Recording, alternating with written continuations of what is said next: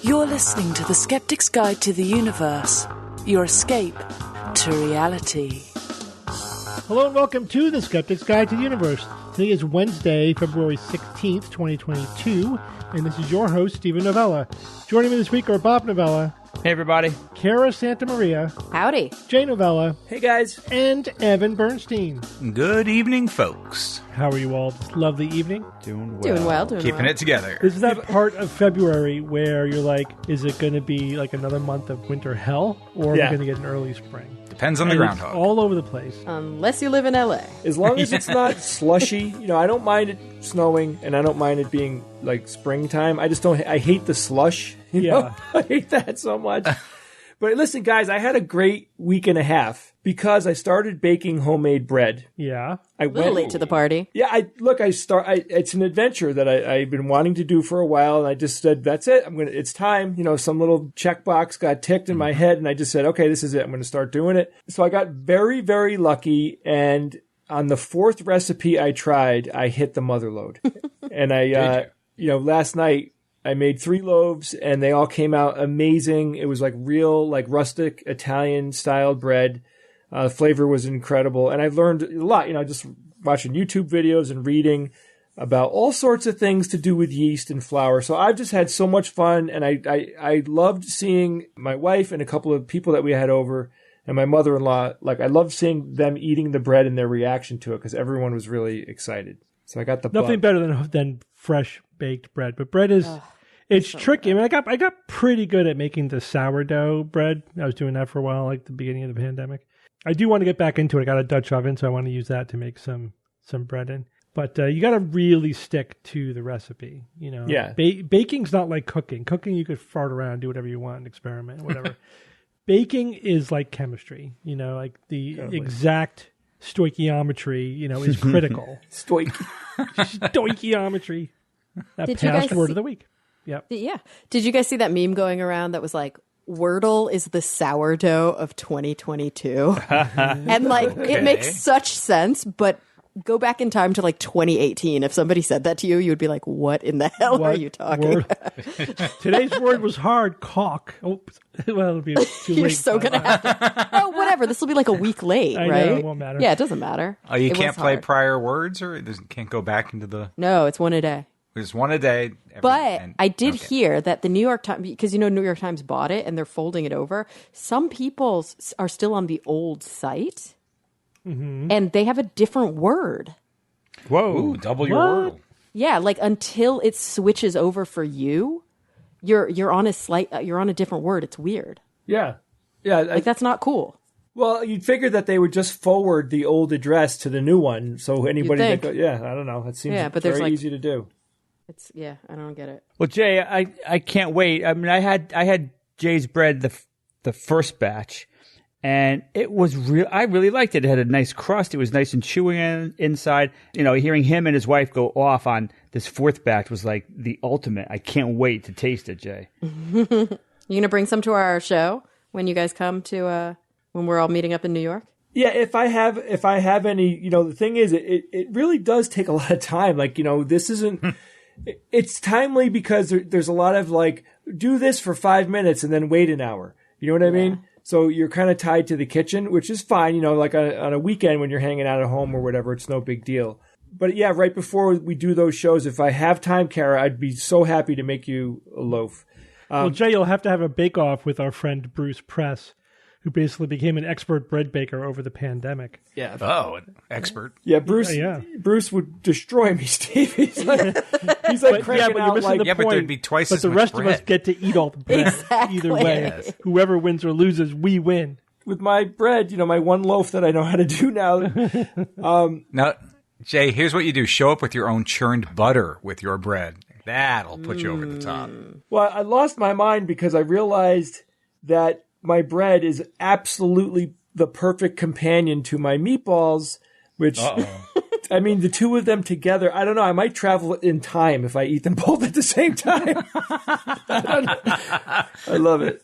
Are any of you into any other rustic skills, like old-timey skills? Oh, I have so many. You guys, I knit.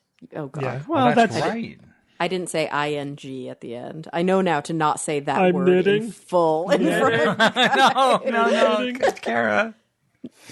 I know a lot of like craft kind of things, that are helpful in the post-apocalyptic world. Well, I was going to make a stone wall, by hand, but I got carpal tunnel instead. So that project got delayed indefinitely. Right. Instead of a wall, you got a tunnel. Last October, I made a big graveyard. That's an old-timey skill for sure.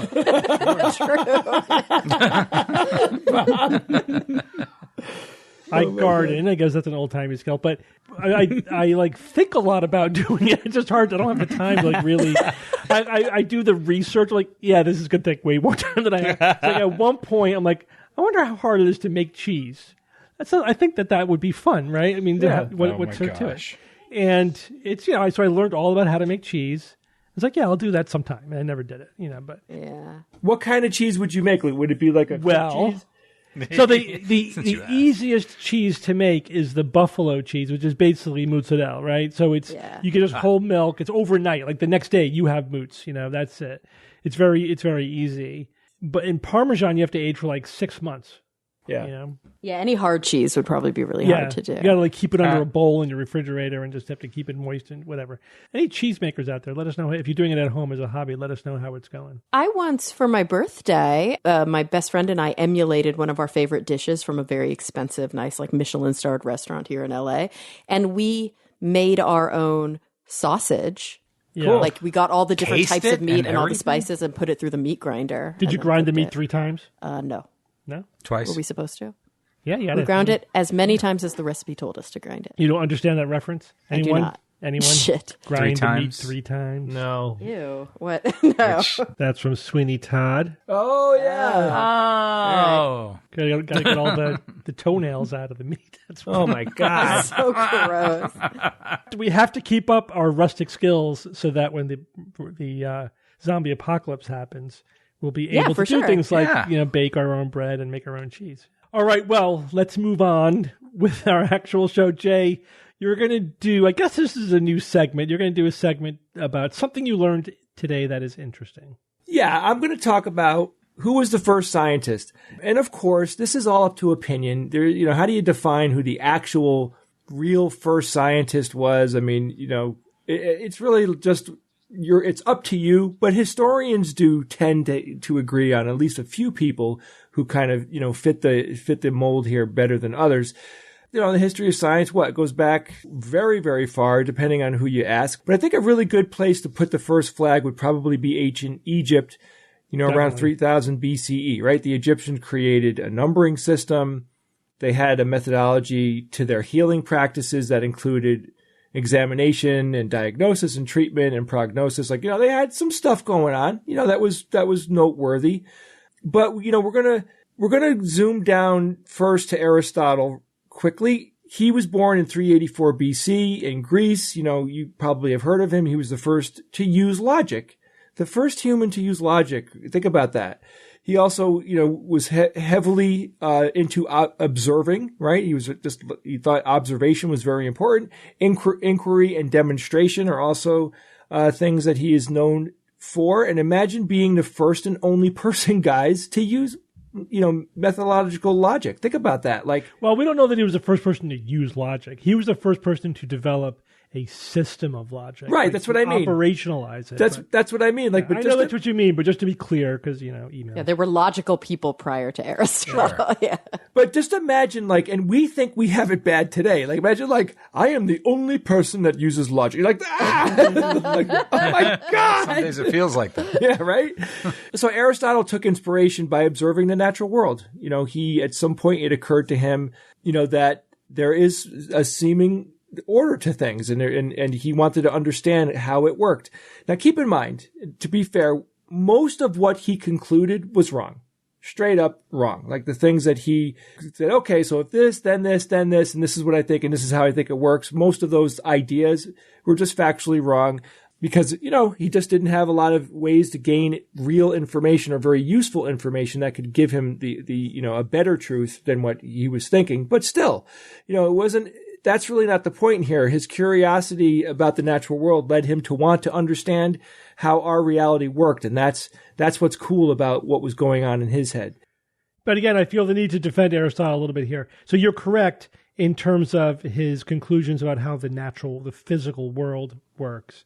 Yeah. His philosophy was like he basically figured everything out like right at the beginning. You know what I mean? In terms of the big ideas of of philosophy and thought, they kind of worked out the basics, right there at the very beginning of it all.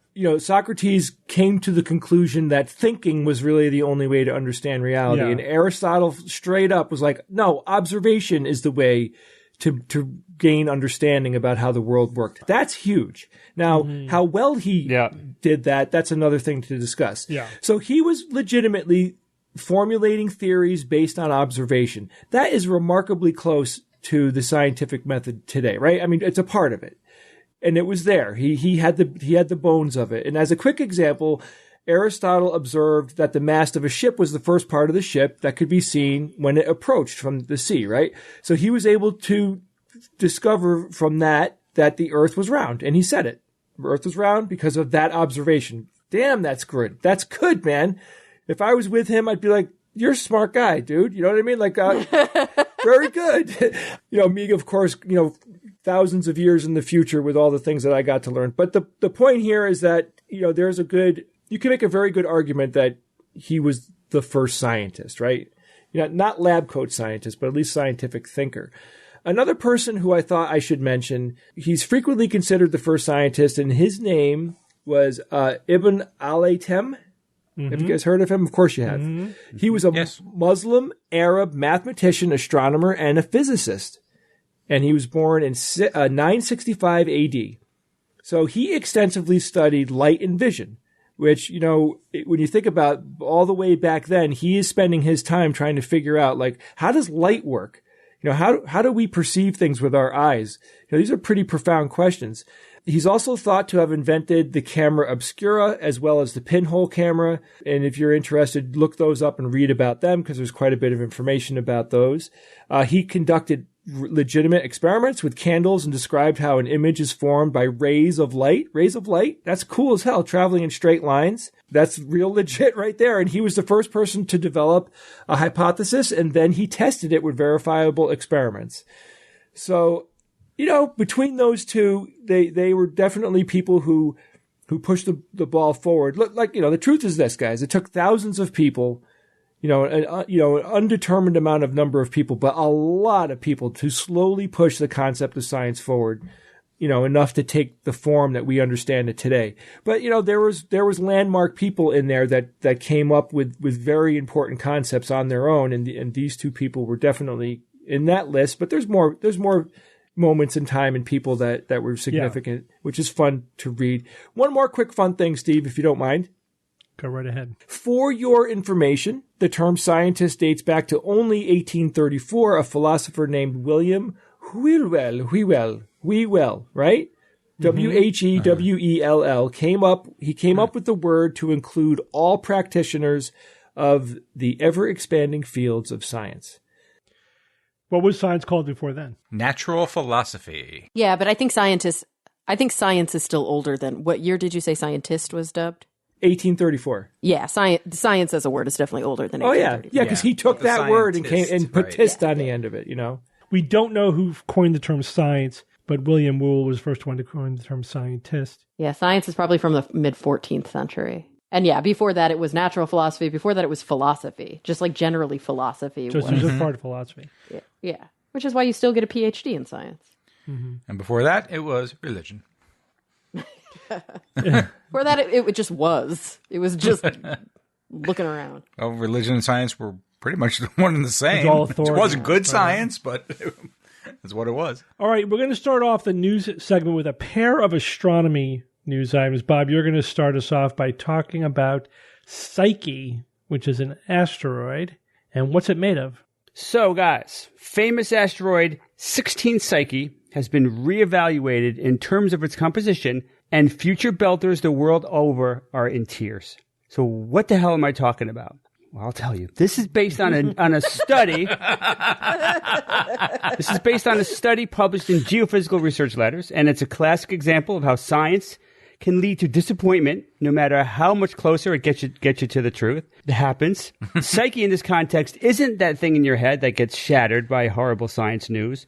It's also not Psyche, the Greek goddess of the soul who married Eros, also known as Cupid. The Psyche I'm going to talk about was named after this classical Greek figure and is what I'm sure she'd consider an insult since it's a Class M asteroid. Now, this doesn't follow the Star Trek convention of Class M planets being habitable. Come on, it's an asteroid. Of course it's not habitable, but it's Class M. And in here, it means that it has a higher proportion of metals. I guess perhaps the M stands for metal. Makes sense. Like iron and nickel. It has more of those metals than most asteroids, which contain mostly the more pedestrian silicate rocks. Its diameter is 220 kilometers, 140 miles. Big. Pretty damn, the biggest Class M asteroid out there, and basically, about the size of the distance between Los Angeles and San Diego, Kara. That was for you. Wow, that's really big. Yeah. Now, M class specifically refers to the spectra of an asteroid. That's what it's dealing with. And in this case, it shows that there's a lot of exposed metals on the surface. Now, based on that, astronomers made reasonable extrapolations, based on the sheer immensity of this thing. If the surface is metal, then, it's pretty much mostly metal probably. So they were saying things like, it's 90 to 95% metal, making it the core of a planetesimal or a protoplanet, a very early planet from billions of years ago. So that would have to mean then that it was likely produced from a titanic collision with another object that literally ripped away the crust and mantle, leaving just this exposed core of a planet. Now imagine that, the exposed core of a planet from billions of years ago. The potential to learn about the early solar system and fill in a lot of blanks is huge, which is part of the reason why there was so much interest in this. But from an avaricious point of view, think about it, a 220-kilometer block of mostly iron, but also nickel, platinum, and gold is a treasure pretty much beyond imagining.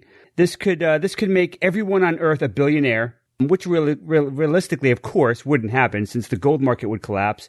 We'd have major financial instability and lots of other bad things. But the point remains, the sheer quantity of wealth that we're talking about. Forbes put Psyche's worth at 10. Wait for it. $10 quintillion. $10 quintillion. That's 10 billion, or it's 10 times a million cubed, or it's 100th of a sextillion. And I'll stop now.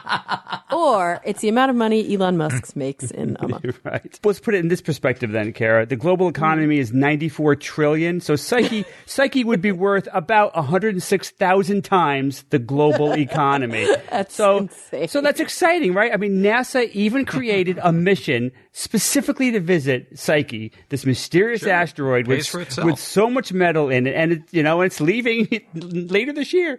But Psyche gives us mixed signals, much like when Jay is on a diet and he's got 10 meatballs within easy reach. It's pyrite. It's not real gold. So if you measure its mass, it's all about mass and density in this story. If you measure its mass and density based on its gravitational tug on nearby objects, it doesn't act like a gargantuan lump of metal. If it were mostly metal still, it would have to be about 50% porous. 50% porous, which I guess is not impossible. So the good scientists, like all good scientists, or most of them, they ran models. And so these models were based on the known thermal properties of metallic iron, right? You'd kind of need to know that to make these models work. And also what we knew about the early solar system. And so as the model of Psyche evolved over time in the model, they determined that for such a lump to remain porous, it would have to cool down to below 800 Kelvin fairly quickly. Otherwise, right? Imagine if it cools down too slowly, then the weight, the sheer weight and gravitational pull of all that metal, this porous, malleable metal would collapse into itself. So, bottom line, there's no way Psyche cooled that fast. so that it could remain porous. Even if the porosity was induced later in life, later down the road by an impact, for example, it can't be that porous. So then, what do we got left now? So the only reasonable option then is, and the conclusion of the paper is that Psyche has a metallic surface, right? Because it's class M, it's got the spectrum says that this is a metal surface, but the core itself probably a metal as well, but the interior, the mantle, if you will, is got to be normal silicate rock, like most other asteroids, and that is what's driving its density down. Is that. So now I think you appreciate why future belters working in our main asteroid belt, mining for precious metals, are very, very upset because, there's still probably a lot of metal out there, even just on Psyche, but nowhere near the amount that people have been talking about literally for years and would make these, hundreds of belters trillionaires in the future. But there's more. There's more because this all begs the question, right? Why is the surface metal and the mantle is not? How did that? Oh, I dropped a robot. Okay, never mind. Moving forward. That was not a non sequitur either. So why?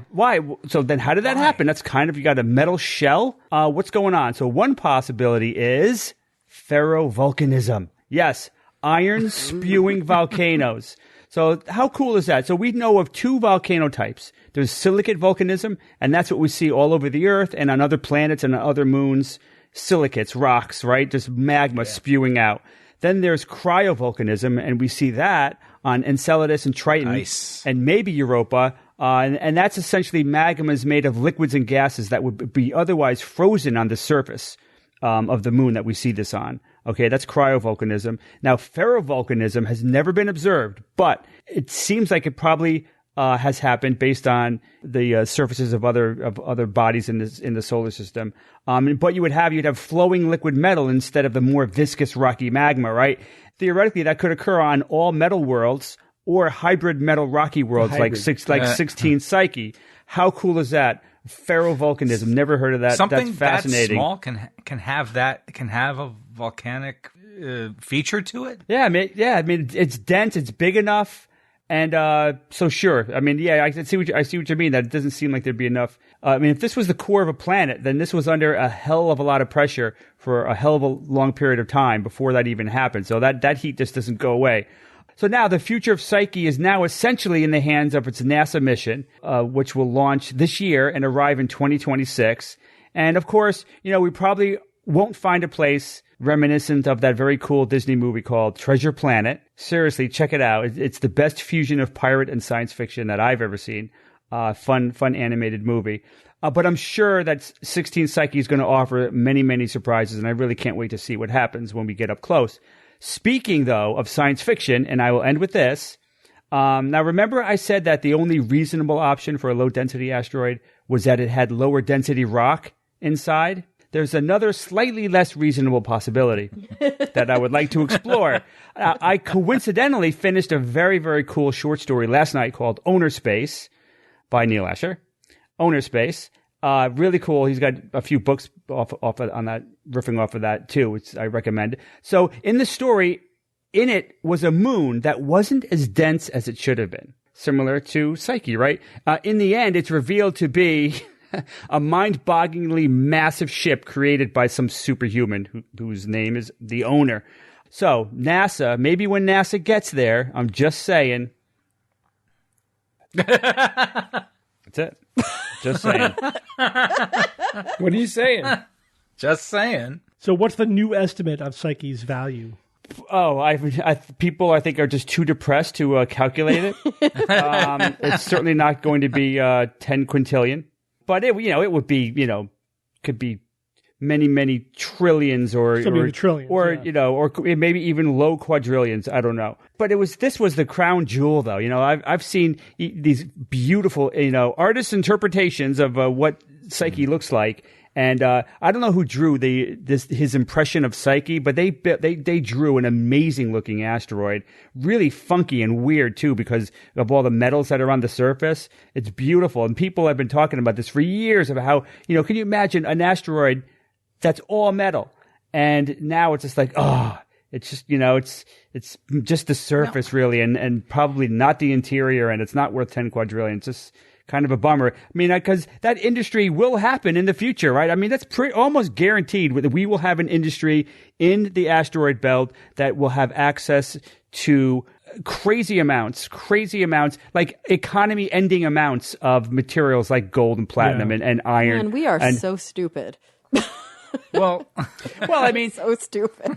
I mean, if you have the resources and the wherewithal to get there and mine it, and then bring it, you wouldn't be stupid about it. You would bring it back judiciously. You'd bring it back in small amounts, and you wouldn't flood the market. Especially with gold and platinum, the iron's a different story. I mean, you can come back. You could still damage the economy if you came back with 10 mountains worth of like all the of diamonds iron. they've mined. But the iron. I mean, we need iron for steel, and steel is still the man, steel is still it. Right, Steve, with our swords? Absolutely.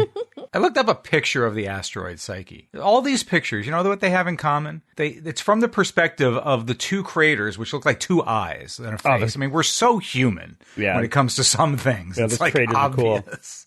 But it is, but it really, I mean, we couldn't see it from a different side. No, we have to have the side which looks so it looks like a face. And if you looked at what we actually can see, it's like this blurry blob. That's totally, I mean, it's all made up, all those details. And when I first saw it, I thought, oh man, that's a pretty damn good close-up. How do we get that? Bob, as we get closer, what if it's more like a human skull in features? Oh, dude, there was a skull asteroid out there. Yeah, that was cool. And under certain lighting, from a certain angle, it looked absolutely, like the top of the skull, and it was such an interesting it's very picture. Good. But you're right. I mean, it's incredibly. It even has like the ridge down the middle of the nose. Yeah. Yeah, it was really cool. But of course, just a trick of the light, really. Just like the face on Mars. All right. What do you guys think of this headline? This comes from BBC News, from the science correspondent at BBC. Oh, life could exist on planet orbiting white dwarf star. What do you think about that? Life could exist on planet orbiting white dwarf star. That's a big claim. Well, it's very saying that this is a habitable zone? Yeah, if it's tidally locked, it could be in the far side or habitable zone. So I love that word. Yeah, the habitable, the Goldilocks zone. So the Goldilocks. I think it's BS, but here's what they did find. Astronomers have found a possible planet orbiting a white dwarf star. What's a white dwarf star? That is a stellar remnant. Yeah, it is the core of a medium-sized star, a star like our own sun. After it throws off its outer layers, right? So our sun is going to expand to the point where it takes up beyond the orbit of Mars, right? Yes. Yeah, and we'll be in trouble. It'll expand. Yeah, so we'll be burned crisp at that point. It'll be like a red giant, like Betelgeuse is today. This is the normal life cycle of a star, and then after that, as it's going through its fuel burning hydrogen to helium, and then helium into heavier elements, then it gets to the point where it either gets to iron, which is the last thing it can get to. You can't go beyond that, or it gets to however heavy the heaviest element it can fuses based on its mass, right? Yeah. The more mass, the heavier elements that you can fuse. When it can no longer fuse stuff, there's nothing to keep the star propped up. The core will collapse, the outer layers will fluff off. If it's big enough, it'll supernova. Our stars are not big enough to do that. And then, depending on the size of the core left behind, it'll either be a white dwarf. Beyond a certain limit, it'll collapse into a neutron star. Beyond a certain limit, and that will collapse into a black hole, right? A white dwarf is not burning fuel, and it's not producing energy. It's just a glowing ember of the star that it was a part of. And, so it's considered a dead star? Well, it's a stellar remnant. They don't use the term dead. It's still very hot, though. Right. Yeah, Kara, just like a neutron star and black hole are, you could say that they're dead stars. Yeah, they're dead stars. In the sense, that's right. What I was thinking. They're no longer doing that furnace. Yeah, they're not fusing, they're really. Not burning. They're not fusing. Not major fusion, anyway. Yeah, nothing significant. Essentially next to nothing. All right. So when a white dwarf initially forms, it's going to be around, it's going to be pretty hot, though. It's going to have a temperature of about 100,000 kelvins. That's hotter than, the surface of our sun, right? Which is a little bit less than 6,000 Kelvin. Because it's not in any kind of equilibrium, it's just cooling, right? So it's going to, from that point, it's going to cool. After about 2 billion years, that 100,000 Kelvin will cool to about 8,000 Kelvin. Still hot. Still hotter than like our sun. But it will continue to cool from there, the cooling slows because the hotter it is, the more heat you radiate away, and so the faster you cool. There's a question of how long will it take until it cools down all the way, like to the background radiation. So it'll get close in 15 to 20 billion years, but getting all the way down could take quadrillions of years because that has a long tail, and there may be quantum effects going on that are producing a little bit of heat, and the universe is cooling too, so it's kind of a little bit of a race. So quadrillions. It takes like longer. It could support life. It takes longer than the age of the universe for a white dwarf to cool to that point. So there aren't any white dwarfs that have cooled that far. When the white black dwarf cools to the point where it's no longer visible, we call it a black dwarf. But there aren't any out there yet. But I thought it was a brown dwarf. What's a there brown will be. dwarf? There are brown dwarfs. Brown we have dwarfs brown dwarfs. Oh, that's a planet. That's a it's a failed big star. Big planet, right? Small. Okay. Just Very confusing failed. naming system. Yeah, black dwarf is Get used to it. Yeah, the brown dwarf is not quite big enough to ever be a star. This is a black dwarf is a white dwarf that's cooled to the point where it's no longer visible. So it has a habitable zone, but there's a couple of problems here. That habitable zone is close to the star, close to the white dwarf. Tidal force is nasty. Like Mercury. Well, there's two problems. There's two problems. One is, like any small dim object, it's so close that you would probably, any planet that's close enough to be in the habitable zone would be tidally locked. That's not a deal killer. Not a deal killer. You could just have life on half the planet. Yeah, or just a ring around the planet. Yeah. In the terminus, or in also a worldwide ocean and atmosphere could actually very effectively redistribute heat, and it actually wouldn't be as bad as you would think. Probably you wouldn't want to be on the point directly side, under the sun, or Or directly the opposite. Yeah, but there could be a pretty sizable, reasonable, livable zone there. So and the planet itself has a Goldilocks zone. Yeah, exactly. So from that perspective, and that's this perspective that they're talking about, it's in the Goldilocks zone. And what do we consider that? That's the range at which you could have liquid water on the surface. And of course, that depends on your atmosphere, because the more carbon and greenhouse gases you have, the farther away you could be and still be in the habitable zone. Whatever, there's sort of a maximum range you can have for any star. But the problem comes from imagining a scenario in which you have a planet orbiting a white dwarf in the habitable zone that has life. Because first of all, remember what I said, before that star turned into a white dwarf, it would have been a red giant. So any planets close to it, any planets in the habitable zone, would have been inside the red giant, that it was before it died. And so it would have been burned to a crisp. No life would have survived that transition. Yeah, but after that, it could have started. Abiogenesis could have started. I mean, we only need, a couple billion years. But the thing is, you need a couple of billion years, right? And in those couple of billion years... planetary migration? The habitable zone will have massively moved. Shifted. Right? That planet would not be in the habitable zone for 2 billion years. The habitable zone will move quickly through the planetary orbit, as the white dwarf cools. So, maybe it would have a half a billion years or whatever. So one other scenario is that the planet may be migrated in. Yeah. So maybe the planet was farther out. Hot Jupiter. It was a frozen world, a moon or whatever, a frozen planet that was in the outer reach of the solar system. And then with all this going on, the orbits were disrupted, and one of the small planets spiraled into the habitable zone, where it melted and became, had liquid water on the surface, and then life evolved. But and remember, guys, when Steve says habitable zone, that's life as we know it. There could be chemosynthetic life that has a huge habitable zone. Yeah, but that's all bets are off with that. or it could be subsurface, subsurface water. Earth. Because then because that's not what we're talking about. As I said, by definition, this Goldilocks or habitable zone that we're talking about is liquid water on the surface. If you assume life that doesn't require that, then again, as I said, all bets are off. Then we're not even talking about right. Just keep that in mind, though. It's not like you can't be there can't be any life. Bob, don't move the goalposts. Yeah, I mean, you're talking about bacterial life, right, Bob? That type of life? Well, Jay, we don't know. Not necessarily. There could be critters in the oceans of Europa. That's not technically in our habitable zone. You can't have liquid water on the surface of Europa, but because it's next to a gas giant and because it could have liquid water under the surface, there could be life there. But again, it would have to be chemosynthetic because it wouldn't be getting any light. But we're putting all of that aside, and we're just saying Earth life that requires liquid water. Yeah. And we're such chauvinists. Yeah, if you take that criteria, and that's what they're talking about in this article, this planet is in that habitable zone. But again, this is even assuming this planet exists. We'll talk about that in a second.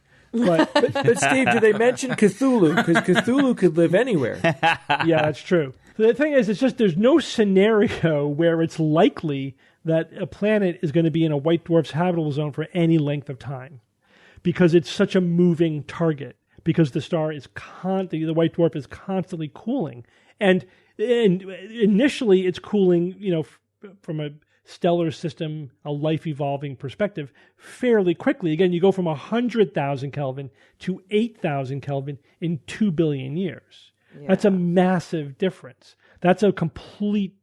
There's no planet that's going to just stay in that habitable zone throughout those 2 billion years, and then it gets cooler from there. And so you're going to be outside, you're going to be, on the other side of the habitable zone. You're going to freeze in another 500,000 years or whatever. So I guess it's possible that if we were able to explore that planet, we would find frozen fossils of life that briefly flourished in its brief sojourn through that habitable zone before the world froze. Cool. Yeah, but it's not like there's going to be a thriving ecosystem there. You could think about, maybe an alien civilization settled that world because it was in its habitable zone. They don't care, in 10 million years this planet's going to freeze. Who cares? 10 million years? Yeah, okay. We'll live here for a couple of million years and then we'll move on, right? We won't. You don't have. The civilization. We'll just shrug it off, and not even care. Yeah, you don't worry about the millions and billions of years. So from that perspective, I don't think there'd be enough time for life to evolve, but it may be settled. But then we're looking for techno-signatures, right? Then we're talking about a civilization that could probably terraform and settle an alien world. Also, there's a couple other problems though. One big problem is, what kind of light is that star putting out? And it depends on what temperature it is, right? It's putting out the frequency of light based on temperature, but it's also putting out. They tend to put out a lot of ultraviolet and X-rays. Ooh. So it's healthy for life. So I guess life as we know it. Life could evolve to tolerate that, or there might be some super ozone around the planet or whatever. Or maybe it just evolve super fast because of all the mutations. Yeah, right. Or they live in an ocean and they won't care about UV if they live in the ocean. Yeah. But if you were a surface dwelling, civilization, why would you go there? You know what I mean? For the tans? Some strategic importance, but then you probably build shelters and stuff. So wouldn't be a great place for life, for all of those reasons. And emphasizing that in the article, I thought was a huge red herring. That's not what's cool about this news item. It's just that this would be only the second planet we've discovered around a white dwarf. And it's just interesting that white dwarfs can have planets around them. It's interesting that one would be so close to it, because where did it come from? Why wasn't it completely destroyed when in the red giant phase? So it probably was captured or migrated in or whatever. But here's the thing. The evidence for this it's interesting, but it's not direct. This is not like transit method or anything. The astronomers were looking at the movement of other things orbiting the white dwarf, and their orbits were more stable than they should have been, than the models predicted that they would be. And that stability could be explained if there were a planet in a close orbit around the white dwarf. So it's a bit removed, it's a bit inferential. But even if it's true, that's, as you mentioned, interesting in and of itself. why? I mean, I feel like this is just another example of science editors or science writers underestimating the interest level, the curiosity, the intelligence of the reader. Yeah. They're like, we have to make something else up, otherwise people won't even care. Right. Yeah, they have to play the life angle, and it's not really a very plausible angle. And it gives people the wrong impression because there's so much. And figuring out, answering the question, what are the prospects for life around a white dwarf? You learn a lot about white dwarfs and the lifetime, the life cycle of a white dwarf. And there's a lot of good reasons why it wouldn't be a great candidate for life. And they could even write it that way. Yeah. Why this potential planet probably doesn't harbor life. Yeah. And then you get to learn about it all. Right. But it's still cool. It might be planets around white dwarfs. It does, and every time this comes up, it's good to think about like what are the probabilities for planets we would find comfortable, out there in the galaxy, out there in the universe. And I know we've talked previously about there are several Goldilocks zones, right? There is around any individual star, but also there's a Goldilocks zone in the galaxy. You want to be far enough out where you're not going to be constantly bombarded with gamma ray bursts, but not so far out that you don't have enough metallicity to form, complex organisms. So there's kind of a zone in the Milky Way where stars are most likely to have planets that could form life. Yeah, I mean, it sounds like there's also a temporal Goldilocks zone that this very story illustrates. Totally. And so the temporal one, and we talked about this, but I'll early universe population. Well, one in terms stars. of which kinds of stars, if we had a survey of all the life out there, what would be the most common type of star that has life out there? Population 3, right? Yeah, well, definitely you wouldn't want to be a first generation star because then you don't have any metals, right? You have to form out of the cloud of an older star. But I'm talking about like how massive the stars. The more massive the star, the hotter they burn, but the shorter their they live. Life. So you have like a few 100 million years. Yeah. Right, the big ones, the blue ones, a few 100 million years, nope, those are not good candidates for life. At the other end of the spectrum, we have the red dwarfs, and they last the longest. They might last for trillions of years. So you think, okay, well, then most stars are red dwarfs. Yeah. And they're stable for a really long period of time. So maybe they have most of the life. Problem is they're unstable early on in their lives, and they probably would blast the atmosphere away from any planets close enough to be in their habitable zone. Also, their habitable zone will probably be tidally locked, but again, not a deal killer, as we said, but not ideal. But then we get back to, maybe planets migrate in after their angry phase when they've settled down. So there's still a possibility there. But still, they're not ideal. It's possible.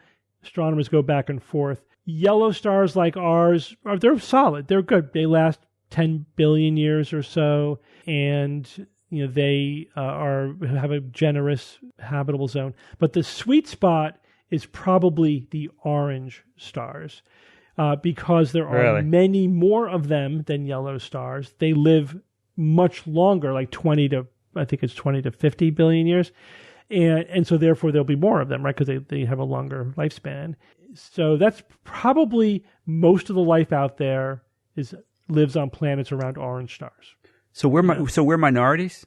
We probably might be in the minority having a yellow sun. Cool. Yeah, cool. So that's it. Has lots of Goldilocks zones in terms of like where are we most likely to find life. I wouldn't waste a lot of time looking around white dwarfs for planets with life. No. The numbers don't add up. All right, Evan, tell us about this crashing flock of birds. Is this real? Ooh, I saw this video. I saw it too. Everybody has finally seen it. Yes. Yeah. Yeah. I'm going to describe it as an upsetting video. I don't think that's too far afoul. Oh, can't say that either. Oh, I can't know how many are there. All right. I had to get one out of the way. Now it's out of my system. All right. So yeah. I doubt that. Now this video hit the internet last week. The video is a static shot, a surveillance camera of some sort, capturing a street and homes in the early morning hours of daylight. And it was recorded on February 7, 2022 in the, oh boy, here I go, pronouncing words in Mexico that I'm sure I'm going to botch. All right. The Alvaro Obregon neighborhood of Ciudad Cuauhtémoc, a city in the west central part of the Mexican state of Chihuahua. Chihuahua? Chihuahua. Chihuahua is Chihuahua. It's so funny because to me it's by far the easiest because it's a completely phonetic language. Yeah. Once you get the rhythm and the where the accents go. They don't even have spelling bees after something like 3rd or 4th grade because it's like it's too easy. It's so easy. Okay, the Alvaro Obregon neighborhood of Ciudad Cuauhtémoc. That one's harder because that might be like probably an Aztec word. Yeah. Cuauhtémoc, a city in the west central part of the Mexican state of Chihuahua. Yeah. What Kara said and what I failed to properly pronounce. Thank you, Kara. Appreciate the assist there.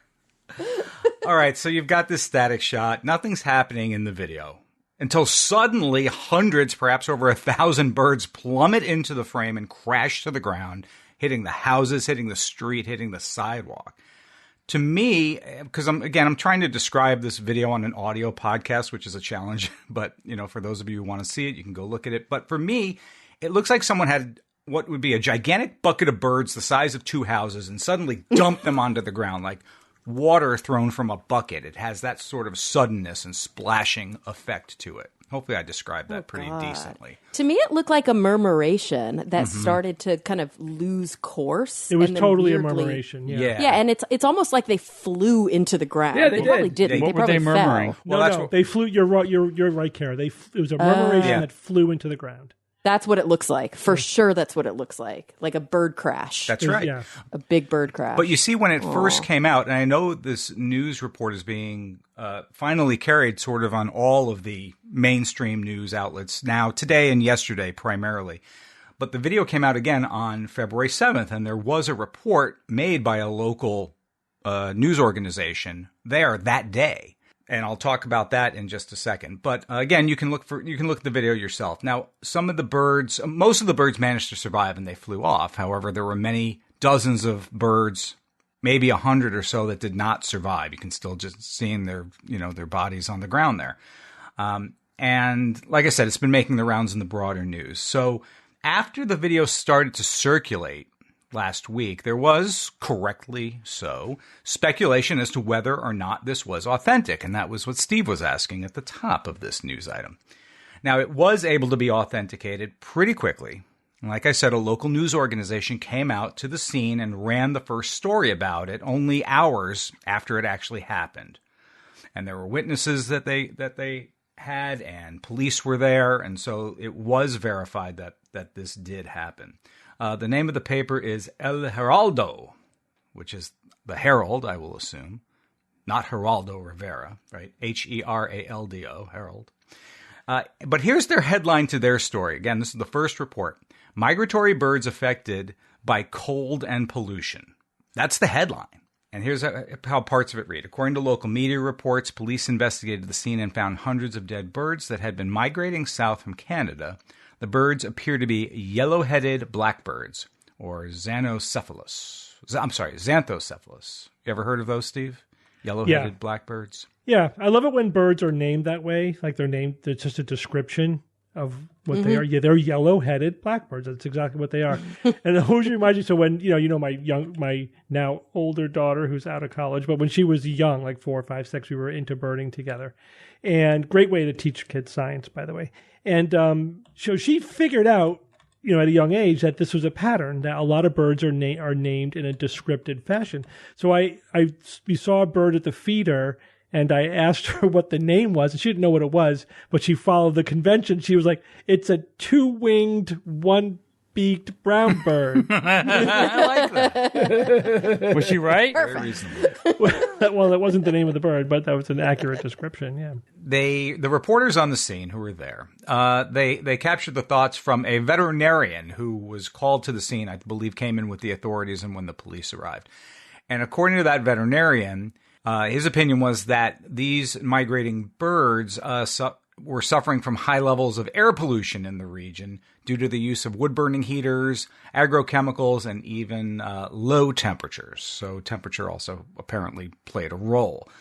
And another reason is that they were reportedly, all perched on power lines, or many of them were, and there was an overload that affected them and sending them crashing to the ground. But then they said, and again, this is all from this news article, They end with this. However, it's not possible to determine exactly what happened to the birds. All right, I get it. This is a local paper. You know, they're first on the scene and they had to rush something into their system sort of to lay claim to be the ones who reported it first. But it also explains, I think, why news reporters should be doing kind of the exact opposite of what they did. You don't rush into these things. I mean, and you don't speculate the way you do. You don't rely on a single line of information or one expert. And you certainly don't make hard claims such as it's not possible to determine what happened. So all that sort of aside, that's what first got reported. But then it wasn't long after that the internet turned to the 5G boogeyman. Oh, boy. Right? Oh, boy. Oh, yeah, right. Yep, that's Are you boogeyman sure those with... birds weren't vaccinated, Evan? Right, yeah, or had microchips and all of their, the chips took over their bodies. My gosh. Boogeyman, 5Gs. That's 5Gs in the word boogeyman. In my searches today, guess what conspiracy theory for the last several years accompanies every report of flocks of birds crashing to the earth? 5G. 5G. Yep. So that's really become more, I think, of a joke than anything. I don't really know who's taking that seriously. It's almost, how about chemtrails? Yeah, right. It's just, oh boy. But 5G's the boogeyman. It's the cause of everything wrong out there. So, yeah, the video's real. But, all right, but what actually happened to the birds? And that's where the more current news reports, a week later come out, in which there have been times for experts and specialists to study the video and get their opinions as to what this was. And now it's pretty much the universal conclusion that this flock was attacked from above by another bird, a raptor. And due to the angle of the attack and the flock's proximity to the ground, the birds instinctually took flight in the opposite direction of the attack, which happened to be the direction of the ground. Boom. Sent them crashing down into the ground. And, again, depending on the size of a flock, you can see how the higher birds would force the lower birds into crashing. They just all start to move in that direction. And unfortunately, the lower birds take the brunt of it. Yeah, their flocking algorithm failed. It's not perfect, and it didn't work this time. Mm-hmm. And it is occasionally birds fly into the ground. This is not unprecedented. Correct. And it's just a lot of them all at once. Because as you said, you could have thousands of birds flocking together. They're sort of following. They're not following a leader. There's sort of a behavioral algorithm there in terms of how they just sort of flow around. The murmuration, as you say, and there is nobody directing traffic. They're just all following these algorithms, and sometimes the events conspire to make them fly into the ground. It happens. It's still sad. They do, and there's plenty of documented reports over many years of this happening. And all not for the exact same reason, but certainly attacks by raptors on these flocks is one of the primary causes for these kinds of bird strikes, where people wake up in the morning and all of a sudden there's 5,000 birds on the ground. Now cameras, are more ubiquitous now than ever. We're capturing more video footage now than ever. We will start to be able to witness these kinds of events more readily. And that was, in a way, I think almost the remarkable part of this is that the camera was on at the right point, looking in the correct direction to witness this thing exactly happen. Yeah. So that in itself was sort of remarkable. But, think about how many ring systems houses have, or other, exterior security systems now on houses. It's become rather common in lots. There's so many cameras. It's like, Oh yeah, you watch any true crime, like almost anything that happens in public, there's cameras on it. You'll be able to forensically stitch them together and have a film, like a feature Hollywood film about what happened. Before I wrap up, I do want to say a couple of things about bird populations in general, just food for thought. Speaking of food, feral cats kill between 1.3 billion and 4 billion birds alone in the United States every year. Wow. So sad. That is Don't let your cats of birds. outside. And it's not just feral cats, it's people's pets. Sure. pet cats. Yeah. Both. Yeah, it's pet cats that people let wander outside, which is not okay. No, it's not okay. 2019 study in Science magazine, found there were 3 billion fewer birds in North America than in the 1970s. That is a 30% decline. All right, thanks, Evan. Well, everyone, we're going to take a quick break from our show to talk about our sponsor this week, Wondrium. We often look at the sky as a backdrop to our life here on Earth, when in reality, it's a world of endless fascination. Take a dive into space with Wondrium's new program, The Big Bang and Beyond, exploring the early universe. Wondrium's the place for everyone who's ever wondered about anything. It's true. You can explore just about any topic you can imagine with video and audio learning experiences. And each course is offered by teachers, professors, and experts. They make learning fun and exciting. The Big Bang and Beyond, exploring the early universe, dives deep into space with facts that are for sure going to blow your mind.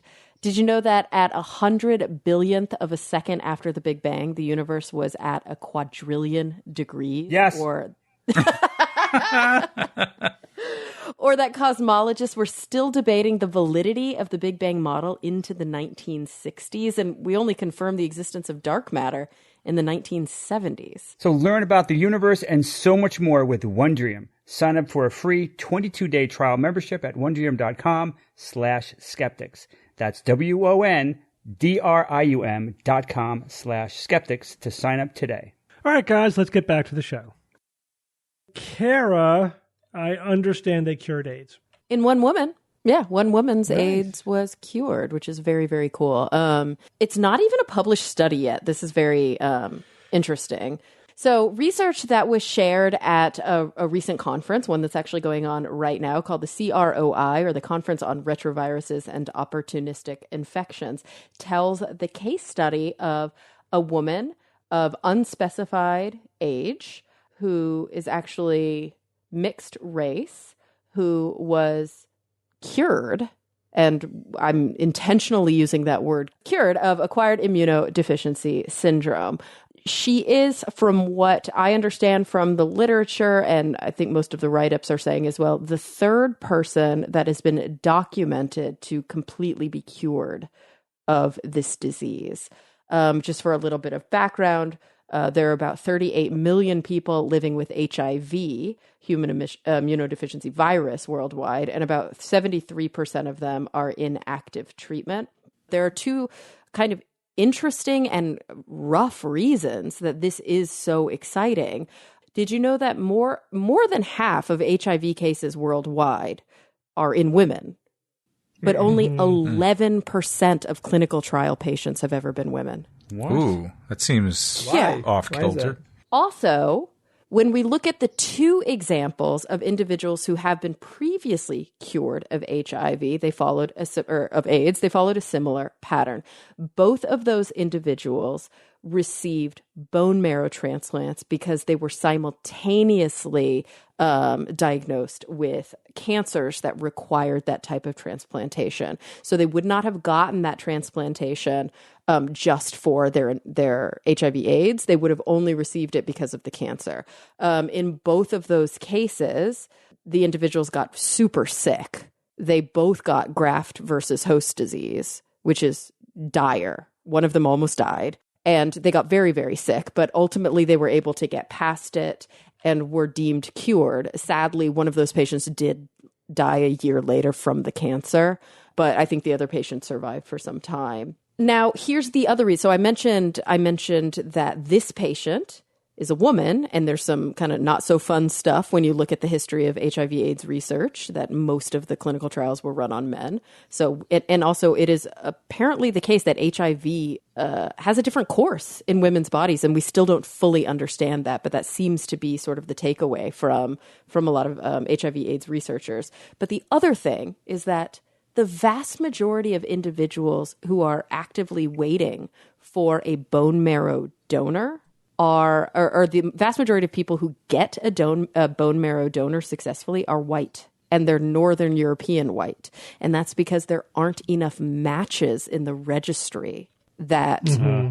As an aside, there was a study I was looking at today. I chose not to be the item I talk about, but it was researchers have figured out a way, or they're in the process of figuring out a way, to make organs for transplantation into a universal donor blood type. Yeah, it would have to be. So that that would be a huge step huge. forward. The purpose of that is for to give everybody equal access to organs, so that because right now, like if you have a rare blood type, it's really hard to get an organ transplant because at the first level you need to match the blood type. Yeah, at the very first level, and then you start to match different aspects of the tissue, right? You go deeper, but that's like if you don't match the blood type, forget about it, But this could take care of that problem. Yeah. So I found a study that was highlighted in HemOnc Today a couple of years ago, titled "Tremendous Racial and Ethnic Disparity Observed in Access to Matched Donor Stem Cells," and they were specifically looking at the stem cells for bone marrow transplant. And the director of this program at Memorial Sloan Kettering said, quote, "We've identified tremendous racial and ethnic disparity in transplant access. What's more, it's been thought by some that if you just increase the number of registered adult donors, that it would resolve this problem, but it hasn't.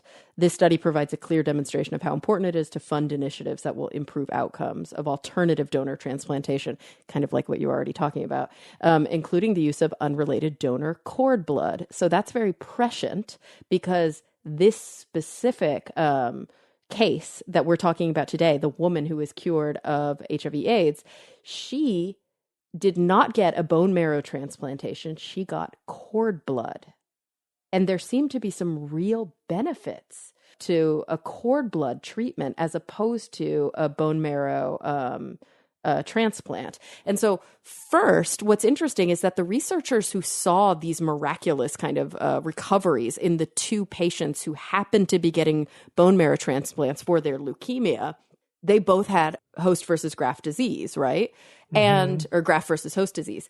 And interestingly, researchers thought maybe there's something going on during that disease process that's necessary for the utter obliteration of this retrovirus, like the utter obliteration of HIV/AIDS. But this case, the woman did not get graft versus host disease. She actually was able to leave the hospital 17 days after her cord blood transplant, and she was well. And That's so, yeah, it's not just great, but it's like a whew moment for researchers, because they're like, okay, good. We now know that they don't have to go through that horrible process in order for this to work. So the other thing that's interesting is that because it was cord blood, they think that she was able to better, A, take the transplant, and B, it allowed for her to do something cool. Cord blood takes a while, I guess, to repopulate. It's a slower process when you get transplanted with embryonic cord blood. So A, the cells within it are less differentiated, right? Because it's going to be much more infused. Obviously, bone marrow is also infused with stem cells, but embryonic cord blood is infused with very young stem cells. It takes a while for them to sort of anchor and populate. And during the time that she was waiting for the transfusion or the transplant to take, she also got a transfusion or a transplant from a matched relative. She was able to get these half-matched, what they call haplocells, from her relative, and they think that's what made the transplant a lot less dangerous, because it sort of protected her immune system while it was going through the process of having these grafted cells take over. Right, because these bone marrow transplants that cancer patients get knock them out. They're very high risk. They're super high risk. You basically have no immune system for a while until the new immune system takes over. And so having this intermittent step where there was an engraft from a half-matched relative, that seemed to be helpful. And so this kind of opens up not just future directions for HIV/AIDS treatment, but also potentially for cancer treatment as well, especially in African American or mixed race individuals who don't have access to bone marrow matches. So even though this is very likely not a sustainable or tenable solution to HIV/AIDS worldwide, for those who are sadly unlucky enough to both have HIV/AIDS and leukemia and require this type of treatment, this really does show if one already is in that position, there's a chance to be able to transplant cord blood that already has a mutation that prevents HIV/AIDS from entering the cell. And if you're able to transfuse that cord blood, you can potentially cure AIDS in those patients, which is very cool. That's amazing. It is. It's amazing, right? Yeah, and that's, the bone marrow transplant is the first stem cell, clinical application in existence. It goes back decades, and it's really still the only one.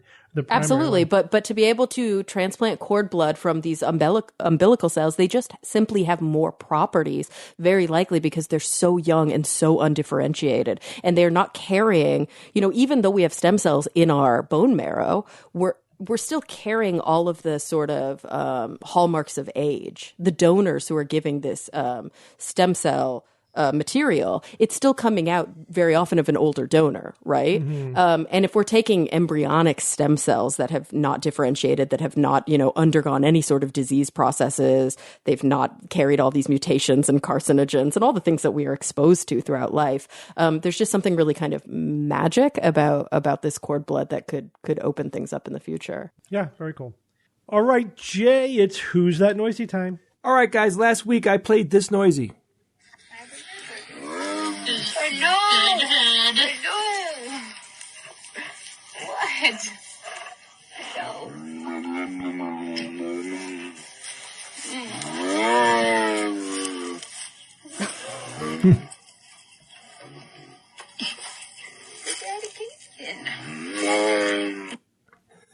Jay, is that Andre the Giant? No. Very deep voice, whatever that creature. Hello, lady. Hello, lady. So, lots of people wrote this in, but the first person that wrote it, said, that, sir, is a tauntaun. That is not a tauntaun. No, that's not a tauntaun. No, it does kind of sound like a tauntaun. Another listener named Adam Hepburn. Adam has written in many times. He said, my man, Joseph, he says, this is one of the listeners who likes to ask his daughters. Bottom line is, he says, is it a camel? And I did say that it was an animal. No, it is not a camel. But man, camels make noises like this too. So that's not a bad guess. Next listener wrote in Cameron Wood, and he just said the word cow. It does sound bovine in nature. Yes, it is not a cow. Yeah, but most people have heard cows, and that's not what they sound like. If you had no idea what a cow sounded like, I guess that would be a good guess. But you could think of different kinds of cows, aren't there? Yeah, but you could think of something like maybe like a buffalo, a bison, elk, a yak. I don't think it's any of those. An ibex. What do they call it? Ibex. Ibex. Ibex. Yeah, I said ibex. Also, that's not cow-like. Well, what if that turns out to be the right answer, though? All right, another listener, guys, named Asha wrote in and said, Yowdy howdy Jay, I'm guessing this is the sound of a reindeer. And he said this is based purely on the spelling of the name of the person who sent in the noisy, as I don't know what reindeers sound like because I don't live at the North Pole. But it is not a reindeer. These are all perfectly cromulent guesses. Another listener wrote in named Shane Hillier, and Shane said this week's guess is a hyena. That is not a hyena. That is not a hyena. It's not a hyena. No, I saw The Lion King. That is not a hyena. We have a winner. I'm very excited because we haven't had one in a little while. Listener named Clark wrote in, and he said in the subject line, didn't even get to the email, in the subject line he wrote, betcha that's a tiger. Whoa. And indeed, that is a tiger. Listen again. No! What? It's so obviously a tiger. Then. Very, I know. Well, that's Bob. That's why Who's That Noisy is interesting because you just never know. The tiger was only when it was chuffing. That's the only time it sounded like a tiger. The rest of that sounds weird. Yeah, I know, but he was kind of talking to them in a way. Like just reacting to them being there and wanting to be pet and all that stuff. Because it was, the tiger was definitely like able to be around people because it just seemed like this was somebody's pet. To be honest with you, could you imagine? By the way, yeah, no, don't no do pet that. Tigers. But don't do that. Could you just imagine though having a exposure to a cat of that size that was friendly and to you in any capacity? But none of them are friendly. That's the thing. Yeah, I'm not. Look, everybody knows how dangerous it is, Kara. But there are people who live with these animals. I know, and those people are bad. Yeah, but I'm just marveling at how amazing it would be to interact with a cat of that size as long as your life wasn't, imminently in danger. Yes, it's nice to imagine it, but it's nice to imagine a fantasy world in which your life would not be intimately or in danger, but it would be. Kara, I want to be a cat. Okay, no, I'm just kidding. I know. No, but this is why these people exploit this, because so many people want to be close to these animals. Oh yeah, and so people pay to go and stand next to them and take pictures and pet it, and it's very sad for the animal. Yeah, I know. I really wanted I love lions, and but I know the whole thing. It's just not cool. Yeah. But they're, you gotta really just, appreciate them from afar. There are zoos where you can get quite close, where they are still kept very safe and they're cared for, and they, these are animals that were bred for these programs where they do very good intervention and research. So you can get close to them. Just don't go see the Tiger King. I agree. You can watch the Tiger King, but don't replicate what they do. The thing that is like the dirty little secret of it, it's like they pay so that people can, snuggle with tiger cubs. There's way more tiger cubs than adult tigers. Mm-hmm. And what's happening to all those? Right. Those tiger cubs. They're basically churning out cubs to feed an industry, of tiger cubs, and then they just destroy them when the they animals, get too big. Right. Yeah. Well, and the really, the outcome of that is you guys know that there's significantly more tigers in captivity than in the wild, right? Yeah, absolutely. Yeah. There are only 3,900 tigers remaining in the wild. Crazy. And there are more than 5,000 just in the U.S. in Just in captivity. the U.S., yeah. Yeah. All right, guys, I have a new noisy. Let's get over to something a little bit more happy. Yeah. An ibex. This is a noisy sent in by a listener named Manu, and here it is. Worden, tha hi thar weron, hire dagas weron je fyllede, that heo kende. And heo kende hire frum kenne dansunu, and hine mid child clothum bewand, and hine unbinne. What is that? What are we hearing right there? That's a cat. It's some form of elvish. So, guys, as you know, we have 4 shows coming up. We have 2 shows in New York City and 2 shows in Boston. New York City. That's right. They all start on March 25th, and they're over that weekend. You can go to theskepticsguide.org/events to see everything. And, guys, we are, we're having these events. We know that COVID, we just had a spike, but things are starting to get, very safe now. Numbers are dropping dramatically. You also do need to be vaccinated to even come to these events, so it's going to be very safe. And this is the venues are demanding this. Like in New York, you have to bring like proof of vaccination. Right? Yeah, I put all that information. When you buy your tickets, you could read about that. But just basically, you need to be able to prove that you were vaccinated. And in New York, you definitely need to bring your ID as well. But most importantly, we're going to be in New York, we're going to be in Boston, and it's very likely that we won't be doing these cities for another 2 or 3 years. Just depends on how the wind blows, but we're not going to be there. We don't do this that often. So please do, if you're interested, please do come to those shows because it could be quite a while before we're in this area again. Mm-hmm. Go to theskepticsguide.org/events. Cool. All right. Quick email. Every single person living in Australia emailed us to point out when we were talking about gird your loins that what is that, a city the word in the middle of Australia? Makes an appearance in their national anthem. Here are the lyrics. Whoa. It begins, Australia's sons, let us rejoice, for we are young and free. We've golden soil and wealth for toil. Our home is girt by sea. I guess the past tense of gird. Yeah. Girt. Is that the past tense? Meaning surrounded by. I don't know if that's the past tense maybe or it's what the form Australian tense of gird. Just a form of girt by sea. Maybe it's the poetic use of the word. So that's cool. Yeah. So they all knew it. They all knew what gird meant. Yeah, they're making fun of us the whole time. Yeah. Wow. Wow. All right, but we also do have a nanological fallacy. This comes from Paul, and the email's a little meandering, so I'm going to pull what I think the question is out of it, but I'm just going to read the whole thing first. Paul writes, been a listener for years and finally decided to stop freeloading and become a patron. Thank you, Paul.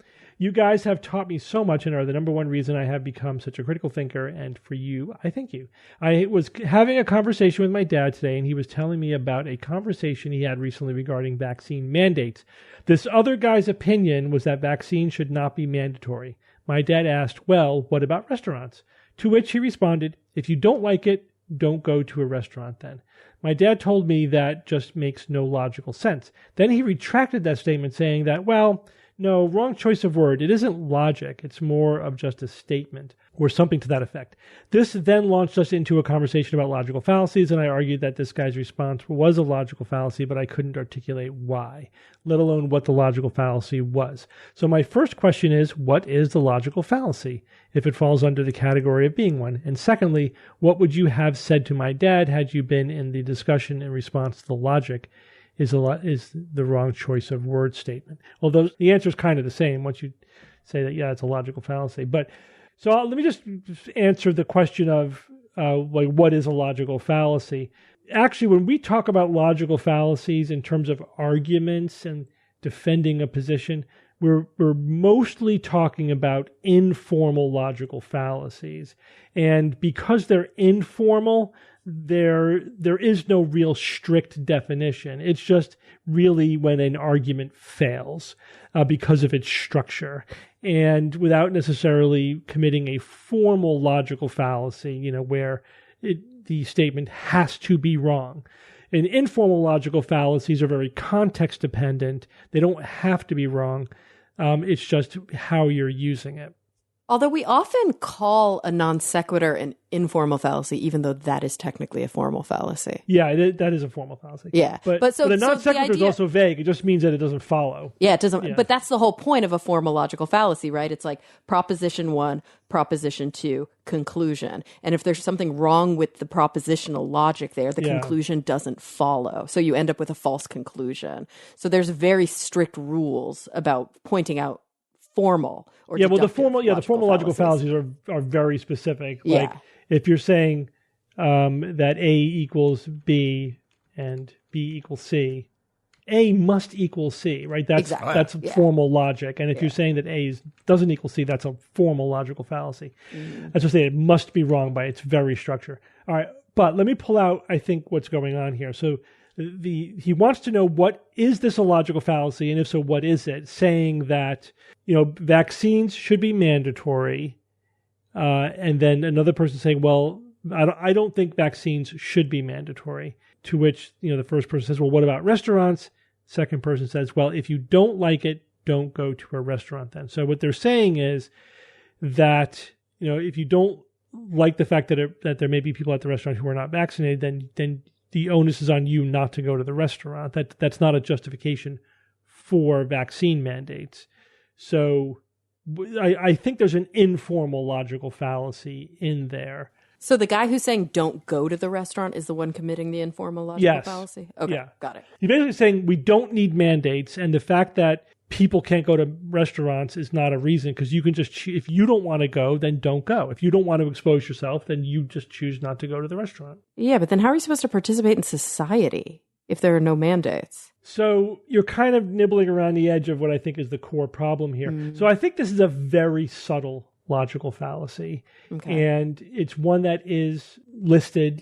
Typically when you look at my list, of the common logical fallacies, it's been in most of the lists that I've seen, circulating within skeptical circles. But it's one we don't hear a lot about because it's hard to detect, because it's something that's absent. Let me say that. It's always hard to know what's not there. So what's a fallacy based on what is not present, not being stated? Oh, unstated major premise. Unstated major premise. I feel like we're playing one of those games on stage. Often there's an unstated major premise here. There's probably multiple unstated. So, this is, again, why it's so good to have at least some basic education in logic and philosophy, because if you don't understand what this is, like what a premise is and a logical connection and an argument, then you have no hope of sort of navigating the complexities of statements like this. So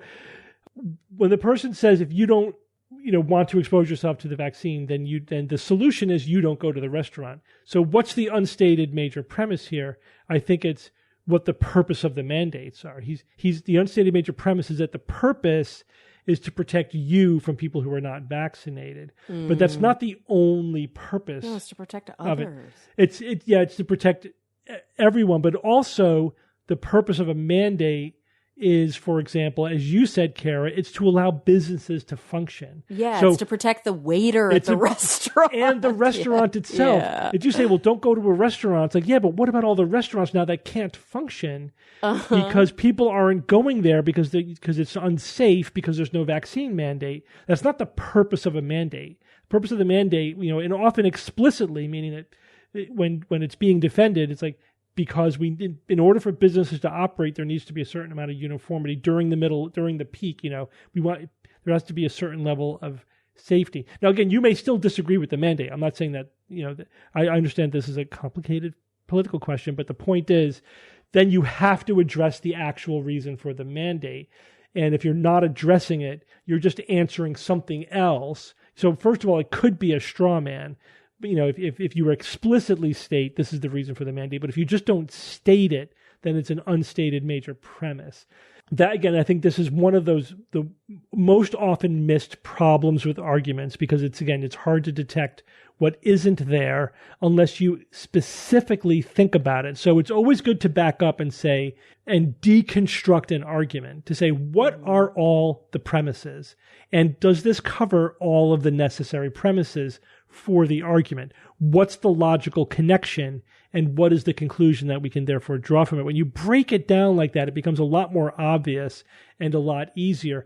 And sometimes when people are disagreeing and they just can't seem to get on the same page, part of the reason for the failure to understand each other's arguments is that they're starting with different premises, but they never explicitly state their premises. So it's not even clear to each other that they're proceeding from different premises. So it's hopeless until you resolve that difference, which is the beginning of the argument, the premises. Until you resolve that difference, you have no hope of resolving the conclusions, right? And you're just going to be running around each other. Yeah, that's when you get super frustrated. Like, oh my God. Yeah. I found a great example, Steve, online by, I don't know if he's a philosopher, but somebody named Tim Harding, who wrote a short article on the fallacy of the unstated major premise. By the way, also known as begging the question. Yes. That's what that means. Yeah. And so he was saying an invalid version, a place where there is an unstated major premise, would be somebody trying to argue, murder is morally wrong, therefore abortion is morally wrong. Yeah. But they're unstating their major premise. Right. But if they instead argued abortion is murder is morally wrong, therefore abortion is morally wrong, they are now making a logical argument. It doesn't necessarily mean they are correct, but at least there is internal logic. The structure is valid. Yes, exactly. Right. So that's the difference between a valid argument and a sound argument. Mm-hmm. A valid argument means that it structurally works, right? And the logical connection works. A sound argument means that that's true, but all the premises also have to be correct and sufficient, right? The whole argument worked from premise to logic to conclusion, whereas valid just means the logic works. But you could still be starting with bad premises and get to a wrong conclusion. But when they're stated, at least you know what you're arguing about. Exactly. Yeah. Exactly. That's a great example. Yeah. Yeah. And if you don't realize you're doing it, and it's like, but my logic is unassailable. You're right. The problem's not with your logic. That's why it's unassailable. The problem is with your premises, or you're not examining your premises. You're not even aware of what all the premises are. You're just assuming one premise. And this is like, when I get into political arguments, this is what's happening. This is the rule, not the exception. This is what everyone does all the time, just to exaggerate a little bit. But just this is sort of the standard operating procedure, is everyone's starting from their own premises and selecting the logic that they're using. And then never make them explicit. And never examining them, and then declaring the other side either immoral or stupid or whatever. Or right, ad hominem attack, and then that's it. Yeah. And it speaks exactly to, I just did a talk on science communication. I just recorded it yesterday, actually. And, I do a standard top 5 of science communication. And the very first one is always know your audience. And a big part of it is to try at least to understand their unstated major premises. Yeah. What are they coming to the room already thinking is true? And then what are you coming to the room saying is true? And where are we missing each other? Yeah, so to give you another example, because we talked recently about the whole Joe Rogan hubbub. I wrote about it on my blog, and there's been we got so many emails about that. But the comments are running into the hundreds on that. And There's two sides, basically, and talking completely past each other because they are proceeding from different premises. I mean, now, of course, I think the side that I'm on, I'm explicitly stating my premises. I'm saying this is the scenario that I'm talking about. So essentially, it's the difference between free speech and editorial control, right? Right. And they keep saying, if you tell somebody, if you take away their platform, that's censorship. It's like, but you're assuming that they had a right to that platform in the first place. Right.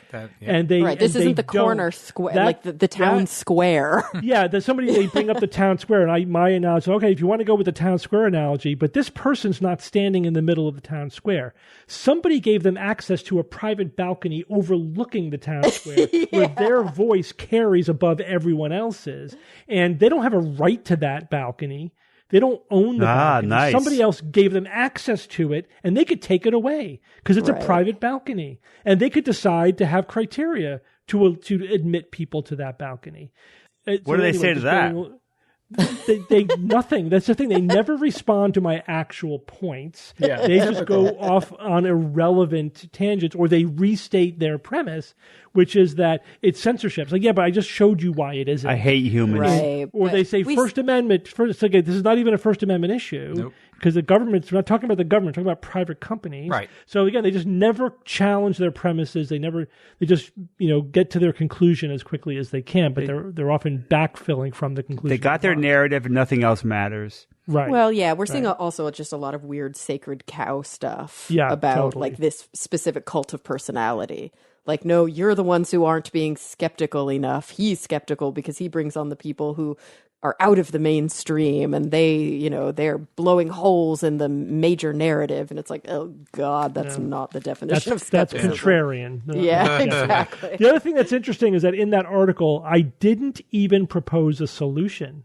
Like, I didn't advocate for anything.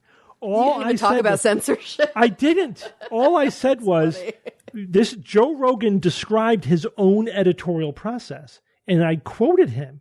He basically said, I have on interesting people, and I talk to interesting people. And, he also said, I'm not an expert, and I don't really, prepare to the point where I can hold them accountable for what they're saying. They're the experts. I just have interesting conversations with them, right? That's his editorial process, that by his own description.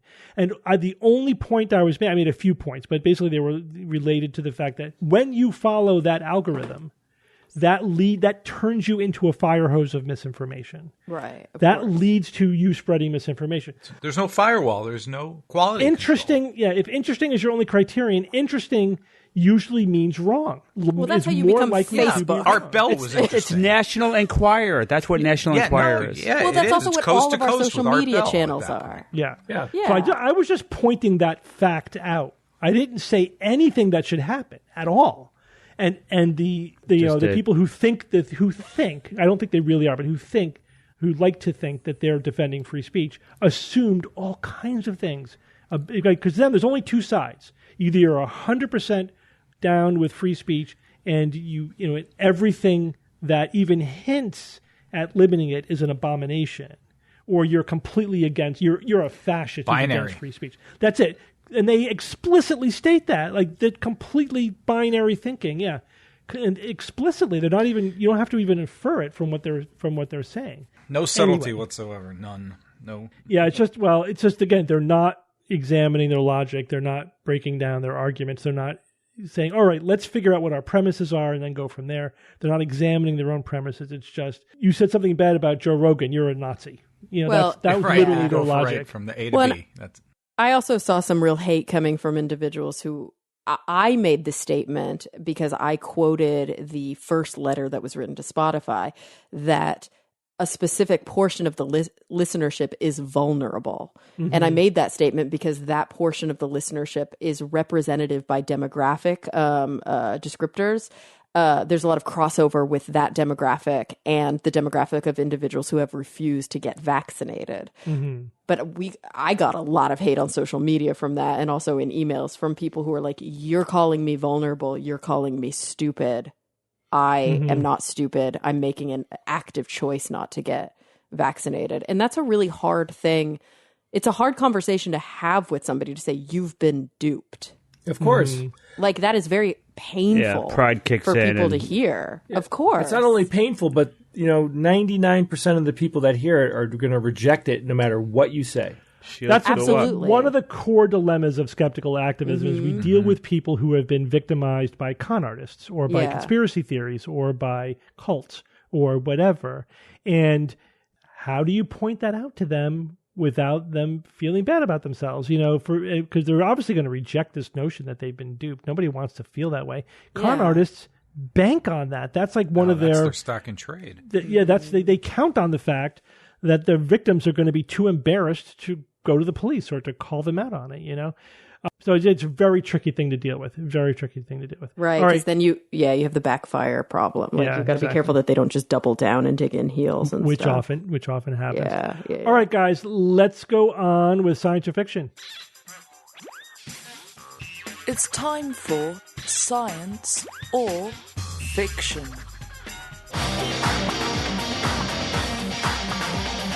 Each week I come up with 3 science news items or facts, 2 real and 1 fake, and then I challenge my panel of skeptics to tell me which one is the fake. Just 3 news items this week. No theme. Ready? Let's go. Everybody ready? Let's go. Item number 1. Surgeons successfully implanted the first wireless electrodes that bypass the retina and optic nerve and directly stimulate the visual cortex with information received from an external camera. Item number 2. Scientists have used data from radio telescopes to finally shed light on an enduring mystery: what initiates a lightning strike, supporting the theory that it begins with propagating streamers of cold plasma. And item number 3, scientists have observed untrained orangutans in captivity that, when provided with a hammer and rock core, spontaneously used the hammer to create sharp rocks that they then used as a cutting tool. Evan, go first. It's always the worst feeling. It is a terrible feeling. All right. I did not read any of these, so I'll start with that. Number 1, surgeons successfully implanted the first wireless electrodes, bypassing the retina and optic nerve. Bypassing. Directly stimulating the visual cortex with information received from an external camera. Yeah, so basically, when I say bypass the retina and optic nerve, because they're going from the image and then communicating that directly to the visual cortex, they're not sending the information through the retina or through the optic nerve at all. It sounds very cool, and it also sounds plausible. I'm trying to think of, beyond it being, what's the inherent problem here? I'm not seeing it, so I'm tending to think that one's science. The next one about scientists have used data from radio telescopes to finally shed light on an enduring mystery. What initiates a lightning strike? That's an enduring mystery, huh? Supporting the theory. Yeah, right. Supporting the theory that it begins with propagating streamers of cold plasma. I don't know. I didn't know that. I didn't know that was the theory of what initiates the lightning strike. Cold plasma, huh? Don't know. Let's see. And then the last one, scientists have observed untrained orangutans in captivity. But when you provide them with a hammer and a rock core, they spontaneously use the hammer to create sharp rocks that they then used as a cutting tool. So I'll add, since you're going first, I didn't want to cram everything into a sentence. They had food that they could only get to by cutting through like string. So they were highly motivated, to solve that problem, for the context. Gotcha. They didn't just start cutting themselves or something. They were trying to get to food. Untrained orangutans in captivity. Oh gosh, I don't know about this one. It's either the radio telescopes or the orangutans. I'll say the orangutans. I don't know that they put all those steps together being untrained. Just a guess. Okay, Bob. Let's see. I totally want to believe number 1, directly stimulating the visual cortex. So I'm going to say that one is science. I wonder, going directly in raw. I mean, I know that the retina, to a certain extent, does some low-level processing of the image first. I wonder what that means in terms of this type of research that you're talking about here. But I'm going to say that's science. The radio telescopes and the plasma, I don't know, man. Just got nothing to say on that one. I'll say that's science. The orangutan one, I'm not buying. I mean, orangutans using a hammer and rock, you're getting sharp rocks and using it as a tool. I don't think so. I'm not buying that at all. Okay, Jay. That's funny because I'm thinking that the third one about the orangutans is true. I believe that because they are very, very intelligent. Now I'll go to the second one here. This is the one about the radio telescopes. I mean, this is, I wouldn't be surprised that plasma has something to do with lightning. I just don't understand why it's cold plasma. And I'm not even really clear about, hot and cold plasma when it comes to Does anybody who went already object if I tell Jay what cold plasma is? Yeah, go ahead. I don't object. I don't know what it is. Low density? Thank you. No, so plasma is the most common form of regular matter in the universe, right? That's what happens when a gas gets so hot that it strips the electrons off the proton, so it's charged gas, right? Yeah. It's an ionized gas.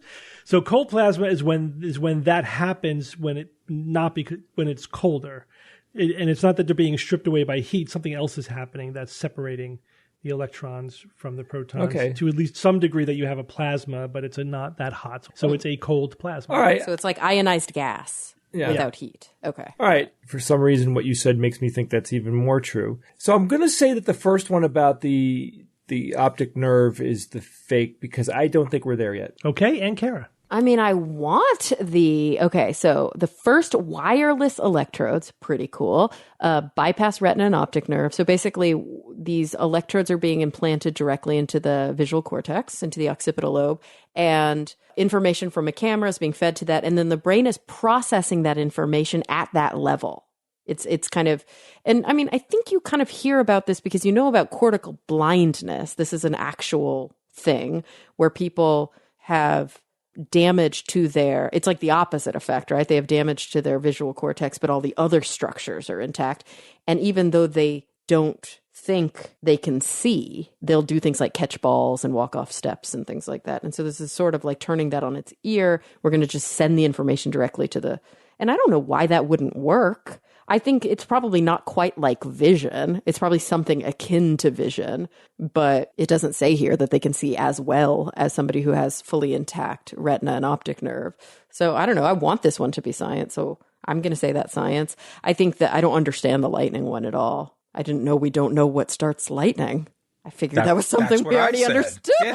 Yeah. And the weird thing is, right, the orangutan one I was like, oh yeah, sure, whatever, I buy that. And then of course the two guys started talking about and really breaking it down, and I'm starting to be skeptical about this one as well. Mostly because I feel like if orangutans spontaneously could use hammer-like objects, and yes, I know those are human made, but there are things in nature that are hammer-like. So if an orangutan could spontaneously take a rock core and a hammer-like object and make sharp tools and then cut things open, I think they would have done it already more often. Yeah. And we would have seen this behavior in nature. I could definitely see them learning how to do something like that. And I bet you that's the twist here. I bet you they were taught how to do it. But I don't know, because he said untrained. So I think I'm going to go with that one being the fiction also. All right, so you guys all agree on the second one, mainly because you didn't understand it, but we'll start there. Scientists have used data from radio telescopes to finally shed light on an enduring mystery: what initiates a lightning strike, supporting the theory that it begins with propagating streamers of cold plasma. You guys all think this one is science, and this one is science. This is science, so no sweep for me. And the thing that I found most interesting is that we didn't know what initiates lightning. Right. We still don't really know, but this is a strong support for this theory. Did anybody know what the alternate hypothesis is for how lightning strikes start? Thor and stuff, Yeah, Zeus. I think we've mentioned, when I read it, I'm like, yeah, I think we mentioned this on the show at some point in the last 17 years. Cosmic rays hitting the atmosphere. Yeah. I remember that. Right? There's a vague memory there. So that's the other theory, is that it's the cosmic rays. So versus just like something happening spontaneously within the cloud itself.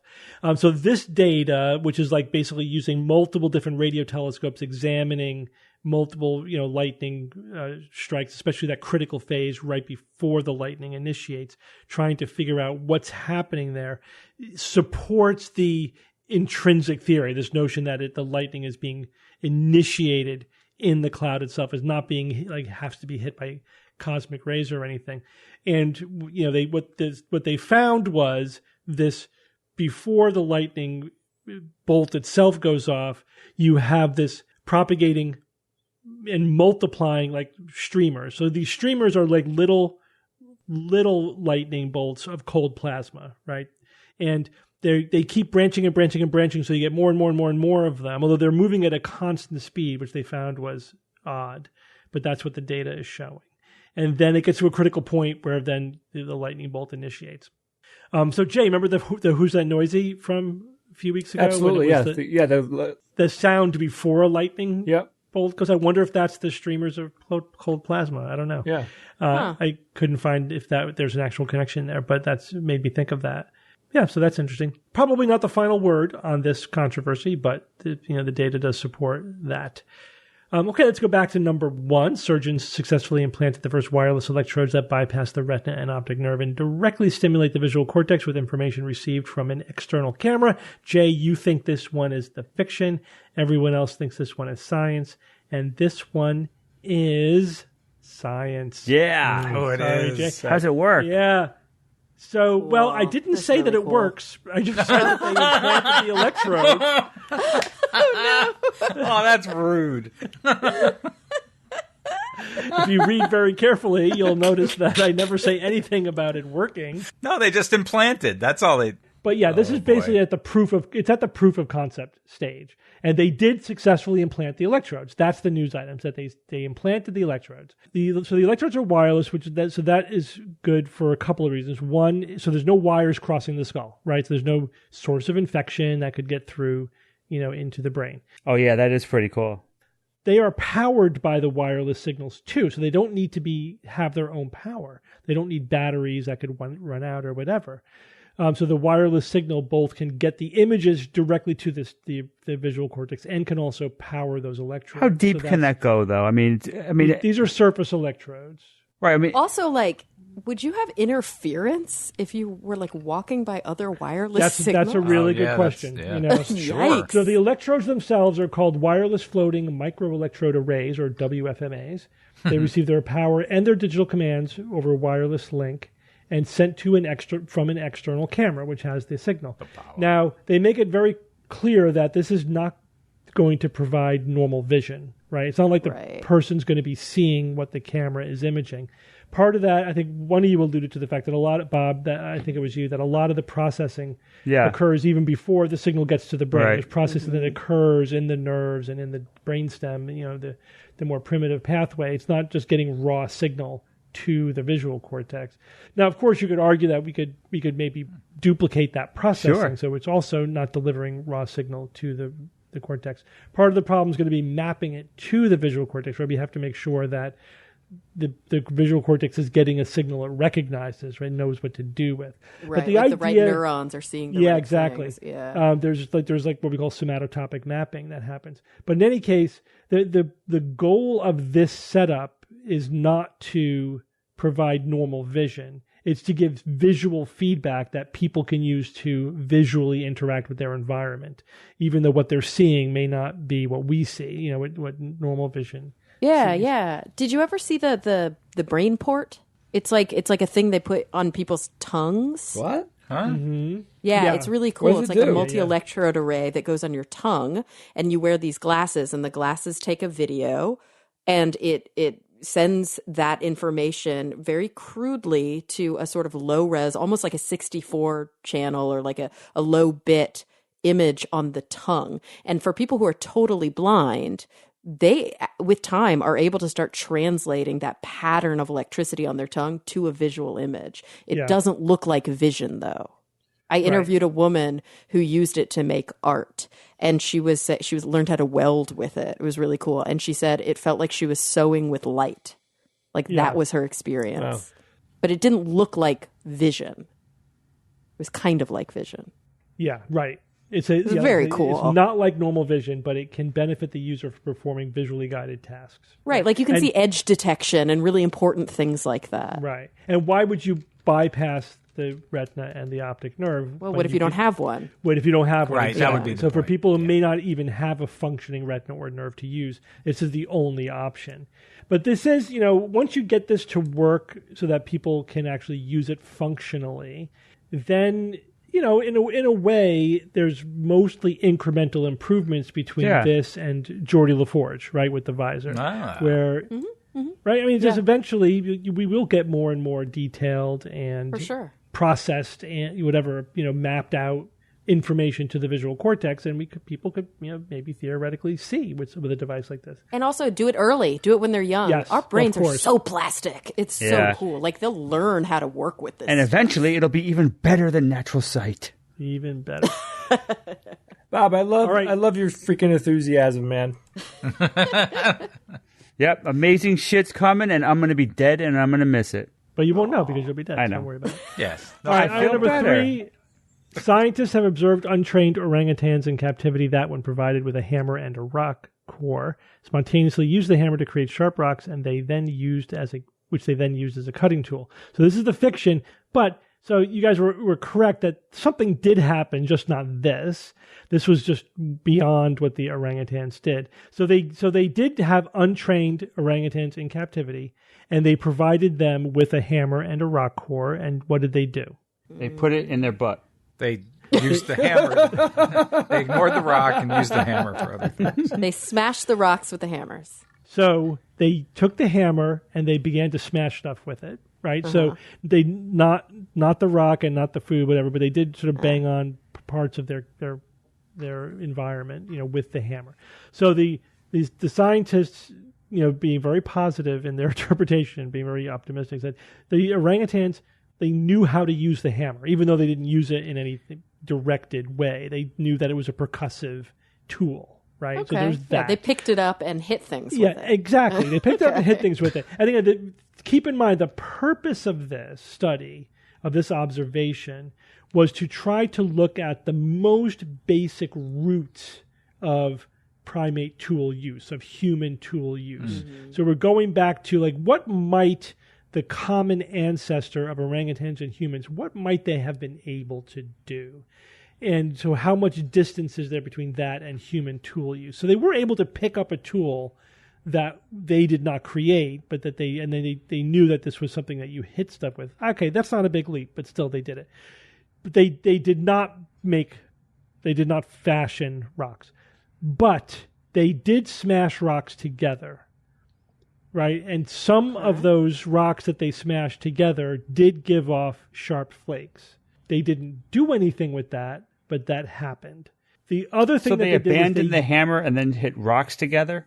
yes. I think they probably just did all of that, all of those things. Then when they were given a sharpened rock, so they didn't make the sharpened rock, but they were given a sharpened rock, they used the sharpened rock to cut open the food. That's cool. They were untrained and unenculturated. I never heard that word before. Yeah, unenculturated. I like it. When provided with a human-made sharp stone, one orangutan spontaneously used it as a cutting tool. Okay, so without being shown. So so of the 5 orangutans that they were studying, they were given these sharp stones. One of them spontaneously used it as a cutting tool. So there, you could see that the most primitive elements of stone tool use are there. They didn't spontaneously make a sharp stone tool. They did not even modify it, but they did use it when it was provided. So if there were stones that were accidentally created, because all you're talking about is flaking a flint stone off of a core, that could happen without deliberately doing it. You know what I mean? And because I'm sure you guys have probably played with rocks that had a sharp edge to them. Of course. They happen spontaneously, just you don't have to necessarily make it. So that could certainly have been the seeds, of doing that. They pick up orangutans can use sharp rocks to do stuff, right? They can use the tool if it's there in their environment. So it's not, and they could bang stuff together, right? Right. So the whole idea was, it's not that far. No, they just have to make the connection between banging stuff together and How then to using make it. the sharp tool. I could make a sharp tool, and then I can use it. I can have it on demand. You just make them a little smarter, give them 1,000,000 years, and they'll do it. Yeah, totally. And the funny thing is, I'm sure, I mean, I shouldn't say I'm sure, but there have probably been a million studies where you just showed them how and then they did. Totally. Right? Yeah, okay. That's why they had to say untrained and unenculturated. Untrained was the key. Yeah, if you they're really good them, at mimicking behavior. Totally. If you showed them how to do it, they would totally do it. They wanted to know what they would do completely spontaneously. Just, if this is in your environment, what do you do with it? Because they wanted to know what's there inherently, not what they were mimicking. Because there is so there's kind of like the innate level, and then there's the cultural level. Like, you remember like the monkeys that learn how to clean potatoes from other monkeys? Oh, they washed it, right. Yeah, they washed it in salt water. And there's a culture of that. Like washing the... At some points, one of them figured it out somehow, and then the rest, it's all culture. So once that happens, then it's learned, and you can't say what ability was sort of inherent or was sitting there. They want this... The purpose of this study was to figure out, without any, training at all, what would they do spontaneously? The monkeys in India that steal stuff and then sell it back to the people they took it from. Oh, they trade it back for food. Yeah. I love that. And they learn what the high value items are. Yeah, that's right. Awesome, man. They know if they take cell phones, they get more food than if they take something else. I love it. That is incredible. It is. That's remarkable. All right, Evan, give me a quote. We take kids in elementary school and teach them math is important. Junior high, math is important. High school, math is important. And then all of a sudden, as adults, for whatever reason in our culture, math disappears. It strikes me as odd that if math is so important, why are we hiding from it in our pop culture? And that was asked in an interview by Bill Amend, who's a cartoonist known for the comic strip Foxtrot.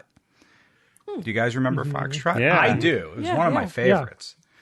And definitely had a very geeky, nerdy science bend to it, and that is because Bill has a degree in physics. Awesome, man. So he parlayed his physics degree into his love for cartooning and made that rare leap going from the world of academia over to cartooning, and bringing certainly a lot of that flavor. If you're familiar with Foxtrot, I highly recommend it. Definitely the characters are, especially the youngest of the kids in the family, Jason, who's the brainiac. So much physics and math and things going on there. As far as the quote goes, I agree with him certainly to an extent. This interview that I saw him in is about 8 or 9 years old. So there have been some improvements, I think, in pop culture in that time with mathematics, certainly, especially in the cartooning area. We can point to certain shows that we love, Rick and Morty, among others, that have made those efforts to try to infuse more science into it. Phineas and Ferb, I think, is another one that does that as well, and there are other examples. But, overall, I think his point in the broader sense is sort of correct in that it is taught all throughout schooling. It is made to be important, and then a lot of people do sort of fall out of practice with it. And you just would think, how much better informed and better decisions might people be if they were to maintain their math skills, their math cred. If they weren't innumerate. It's a good way of putting it. They didn't suffer from innumeracy. It's a good book. No, I agree. That's one of the things we talk about. The people don't understand like basic statistics, and it leads to bad decision making. Yes, it does. Oh yeah. The entire gambling industry is based upon innumeracy. Oh my gosh, absolutely. All right, thanks, Evan. Thank you, and thank you all for joining me this week. Sure, man. Anytime you need us, Steve. And until next week, this is your Skeptic's Guide to the Universe. Skeptic's Guide to the Universe is produced by SGU Productions, dedicated to promoting science and critical thinking. For more information, visit us at theskepticsguide.org. Send your questions to info@theskepticsguide.org. And if you would like to support the show and all the work that we do, go to patreon.com/skepticsguide and consider becoming a patron and becoming part of the SGU community. Our listeners and supporters are what make SGU possible.